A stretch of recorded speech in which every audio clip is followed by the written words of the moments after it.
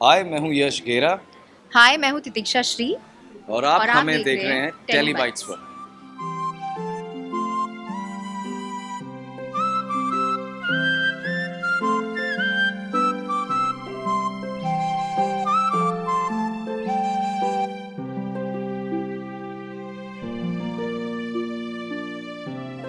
Congratulation for this new show. आप लोग दोनों जागृति के द्वारा जागृत लाने वाले हैं जी। ऑडियंस के बीच। क्या कहना चाहेंगे जब फर्स्ट टाइम आपको अप्रोच आया इस कैरेक्टर के लिए as an actor, what is that one thing you said yes to this character? मुझे सबसे पहले तो थैंक यू सो मच आपकी विशेस के लिए। जब मुझे इसके लिए स्क्रिप्ट आई और इस कैरेक्टर का मुझे ब्रीफ मिला, तो मेरे लिए तो बहुत अमेजिंग था। और जिसने मुझे कॉल किया था, मैं नाम ज़रूर लूँगा, आशुतोष राय कास्टिंग डायरेक्टर हैं। And I know him from long time.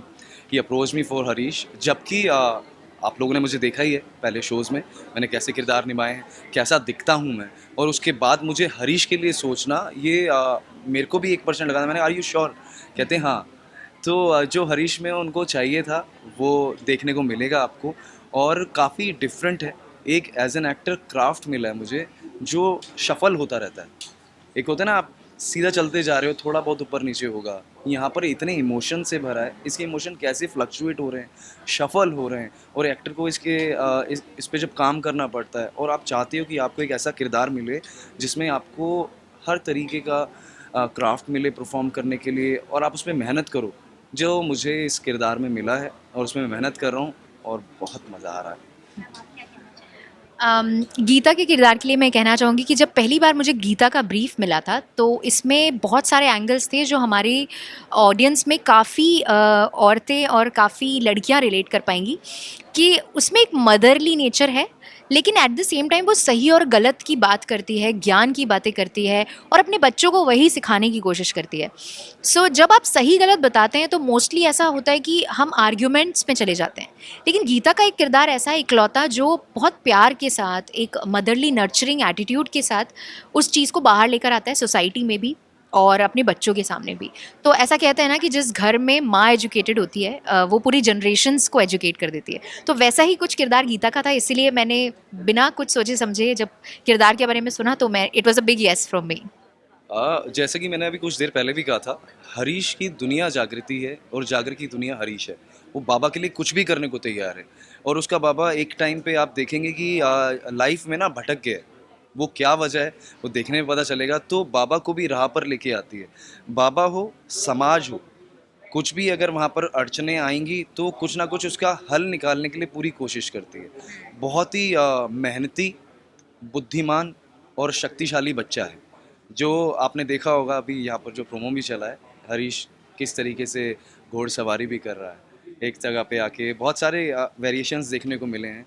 तो बहुत ही पावरफुल एक जर्नी है जागृति की, जिसमें कहीं ना कहीं बाप के लिए, जैसे कहते हैं मेरी बेटी है तो मेरा अंश है, कहीं ना कहीं उसमें उसके बाबा और उसकी माँ की छवि दिखेगी।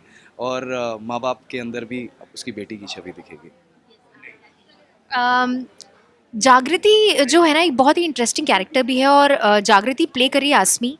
वो खुद एक बहुत ही समझदार और प्यारी बच्ची है। अम, गीता के साथ जो जागृति का रिलेशन है वो डेफिनेटली आपको शो देखने पे पता चलेगा। इसको मैं रिवील नहीं करना चाहूँगी, क्योंकि सबसे बड़ा जो एक अहम हिस्सा होता है कि माँ और बेटी का रिश्ता, उसे हम इस शो के थ्रू एक्सप्लोर करेंगे। इसीलिए अभी आप पिताजी के साथ ज़रूर देखेंगे उसको। So yes. होता क्या है कि ये जो आपने सवाल रखा है ना, ये काम होता है हमारी जो राइटर्स हैं, लेखक हैं, जो स्क्रीन प्ले लिखते हैं, डायलॉग्स लिखते हैं। और हम एक अभिनेता, एक्टर हैं। हमारा काम है कि जो हमें किरदार मिला है उसे बखूबी से निभाएं। वो इतना बखूबी से हो जब आप घर पे बैठकर देख रहे हैं। और जब जागृति, जिस तरीके से आपने एक सीन देखा, बच्ची मेरे हाथ में आती है, मैं बोलता हूँ गीता से कि तुम कहती थी ना कि हमारा बच्चा जागृत बदलाव लेकर आएगा, आ गई हमारी बेटी जागृति। तो हमारी कोशिश, हमारी मेहनत ये है कि जिस तरीके के सीन्स मिल रहे हैं हमें, जिस तरीके का मैसेज है, वो ऑडियंस तक इस तरह से पहुँचे, जब वो एक भी सीन देखें उसका, तो उसमें वो खो जाए और महसूस करें उस मुद्दे को, उस परेशानी को, या जैसा आपने कहा सोशल कोज़ है, जहाँ जहाँ पे वो चल रहा है, और हम यही चाहते हैं कि अगर वो लोगों को समझ आ रहा है, पसंद आ रहा है, तो उसका सॉल्यूशन निकले और समाज में एक नई सुबह आए, जैसे जागृति लेकर आ रही है।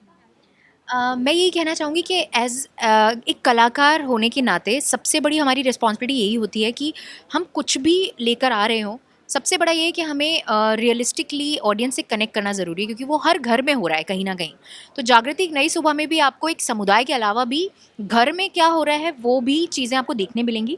तो हाँ, निडर तो हम बिल्कुल हैं, क्योंकि इतना बढ़िया कॉन्सेप्ट लेकर आ रहे हैं, और मुझे लगता है कि ऑडियंस को ये कुछ नया जो रूप आने वाला है टेलीविज़न पे, वो बिल्कुल पसंद आएगा और मैसेज भी पहुंचेगा। मैं बस 2 लाइनें कहना चाहूँगी कि विचारों का बदलाव जो है सबसे बड़ा बदलाव है, और जब विचारों में बदलाव आएगा तो सोसाइटी में डेफिनेटली आएगा। और इसी के साथ मैं आप सभी को कहूँगी कि 16 सितंबर से साढ़े 8 बजे ज़ी टीवी पर जागृति एक नई सुबह ज़रूर देखें। आपके सारे सवालों के जवाब आपको मिल जाएंगे। फैंस के लिए यही कहना चाहूँगा, आप अपने प्यारे यश घेरा को दोबारा देखने वाले हैं टेलीविज़न पे, एक थोड़े से छोटे ब्रेक के बाद, और एक ऐसे किरदार में जो आपको शॉकिंग भी लगेगा कि अच्छा ये यश घेरा। काफ़ी लोगों ने प्रोमो में पहचाना नहीं है मुझे, जब मैंने शेयर किया अच्छा आप हो इसमें, बिकॉज मैं ऐसा कभी दिखा नहीं, ऐसा मैंने कभी परफॉर्म नहीं किया है। तो मैं चाहता हूँ कि आप हरीश को भी ऐसे ही प्यार दें जैसा आप मुझे मेरी इस एक्टिंग जर्नी में देते हुए आए हैं। मैं उम्मीद कर रहा हूँ आपके प्यार की, बिकॉज आपका प्यार मिलेगा तो हम इस शो को बहुत आगे तक लेके जाएंगे।